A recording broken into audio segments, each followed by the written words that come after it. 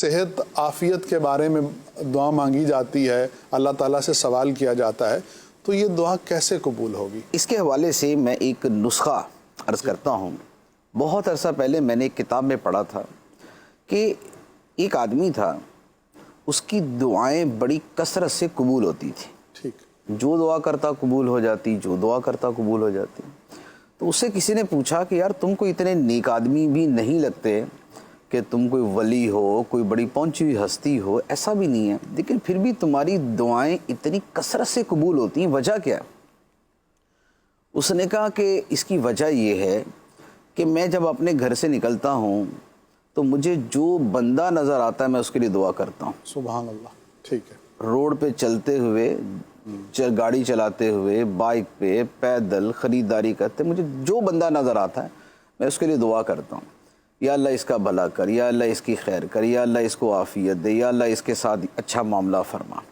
تو میں چونکہ کثرت کے ساتھ دوسروں کے لیے دعا کرتا ہوں، اس لیے اللہ تعالیٰ میری دعائیں قبول فرماتا ہے۔ بہت خوب مفتی صاحب، ماشاء تو یہ ایک بڑا پیارا نسخہ ہے دعا کی قبولیت کا، کہ دعا کی کثرت کی جائے اور دوسروں کے لیے دعا کی کثرت کی جائے۔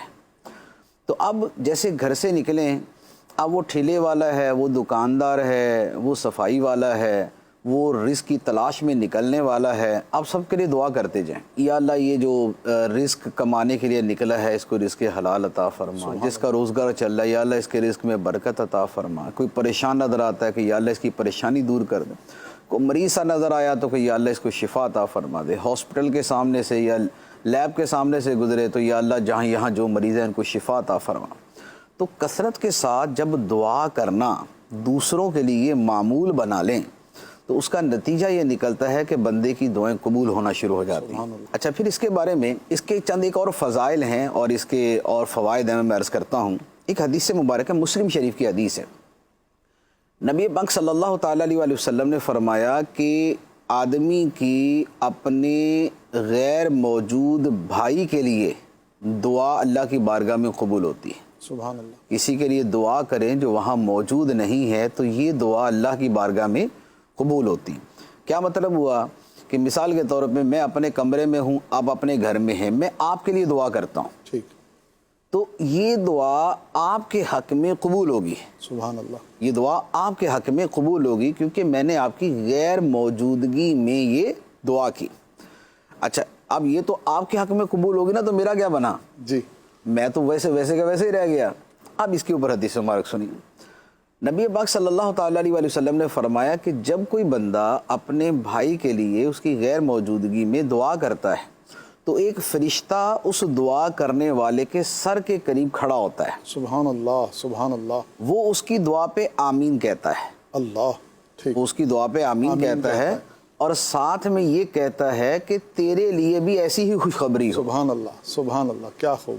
تو گویا ہوا یہ کہ میں نے آپ کے لیے دعا کی تو فرشتے نے میرے لیے دعا کی، سبحان اللہ، سبحان اللہ، آپ کے حق میں میری دعا قبول، میرے حق میں فرشتے کی دعا قبول۔ بہت خوب۔ ٹھیک ہے۔ اچھا، پھر ایک اور حدیث مبارک ہے اسی کے اوپر، نبی پاک صلی اللہ تعالیٰ علیہ وسلم نے فرمایا کہ جب بندہ یوں دعا کرتا ہے نا اپنے بھائی کے لیے تو اللہ تعالیٰ اس بندے سے فرماتا ہے کہ شروع میں تم سے کروں گا، اللہ، اللہ، تم نے دعا اس کے لیے کی ہے لیکن شروع میں تم سے کروں گا، سبحان اللہ، جو سبحان تم نے اس کے لیے مانگا پہلے تجھے عطا کروں گا پھر اس کو عطا کروں گا۔ اللہ، اللہ، اللہ۔ تو اب آپ دیکھیں کہ یہ کس قدر خوبصورت اور زبردست قبولیت کا عمل ہے سبحان کہ ہم اپنی دعاؤں میں دوسروں کو شریک کر لیں اور دوسروں کے لیے دعا کرنا شروع کر دیں، سبحان اللہ۔ تو جو چیز آپ کو چاہیے نا آپ دوسرے کے لیے مانگنا شروع کر دیں۔